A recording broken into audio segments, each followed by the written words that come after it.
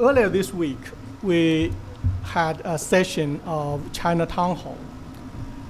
The former Secretary of State, Albright, gave a talk. I don't know, I believe many of you have attended one of these venues. There were 66 venues, and she talked about China-U.S. relationship. And she said this is the most important relationship in the 21st century. And she talked about we should develop this relationship not based on emotion, but on reason. Not based on myths, but on facts. Today we have two presentations, give us a lot of facts, or at least numbers, and help us to understand the situation. And this is very great. And both give us a lot of information from different perspectives and give us some comparison in terms of different group of society and on different things in society. Actually, my colleague has made a lot of comments already. I will just say a few things because much of this presentation are about numbers and for which I'm not able to challenge. But there are different ways to read them. And first, for the presentation from Pew by my colleague Wyke, the title is America's global image remains more positive than China's. Very tentative, very shaky, and very inconfident. Sounds inconfident, and give me an impression of kind of being threatened. Remains, and what about next? Here again, earlier in some of these our comments, people talk about the China and Americans' strategy in develop their image.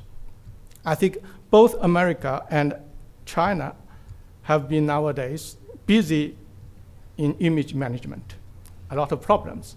But in terms of the development, I still believe, from my background, there's some cultural difference. One is from Judeo-Christian, another is from Confucian. So from the Confucian perspective, still the Chinese believe that it's possible to develop a harmonious situation, harmony with some differences, 和而不同. And this is a major perspective from the Chinese side, I believe. And what our colleague earlier said, well, this is more propaganda, right? It's not real. And when you talk to a person, and the person would say still to compete and to take the place of the other. But there are people, I believe, are very much concerned about the competition. But on the whole, we believe there are different perspectives or way of thinking. This is a major difference in understanding the situation. I think if we adjust our perspective, that will help us both.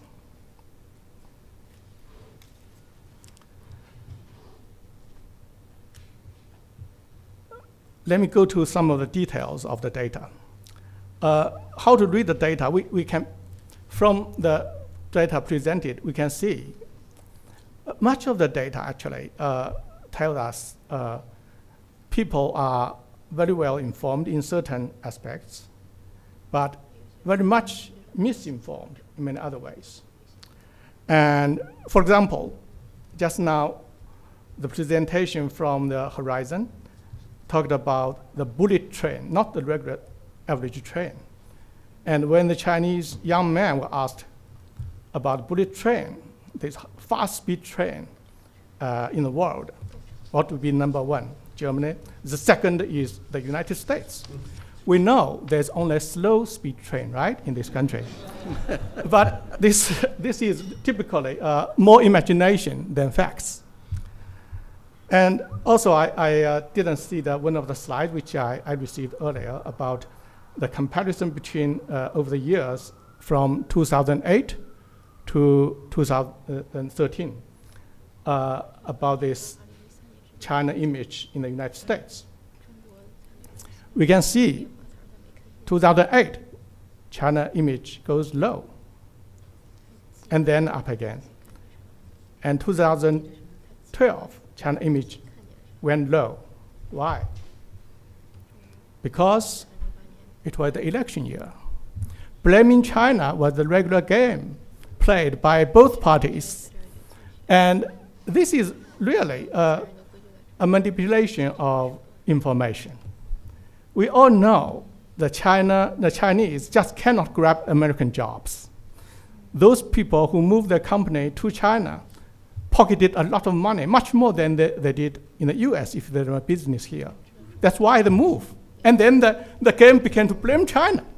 But the politicians from both parties play this game year after year. And this is really interesting. And then once it's played, it works. You see this, Pew had this data to show people. So we know people are informed and also misinformed.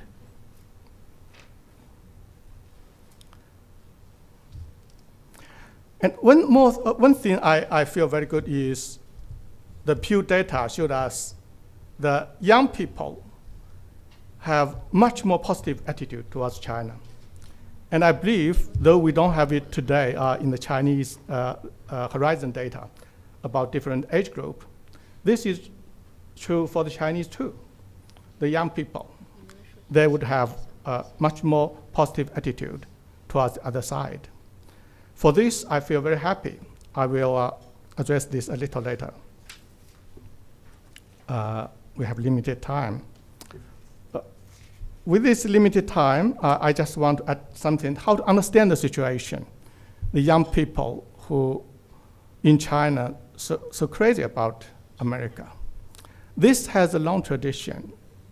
If we trace back, it goes back to the New Cultural Movement 100 years ago, when the Chinese believe to save China, you need two misters, Mr. S and Mr. D.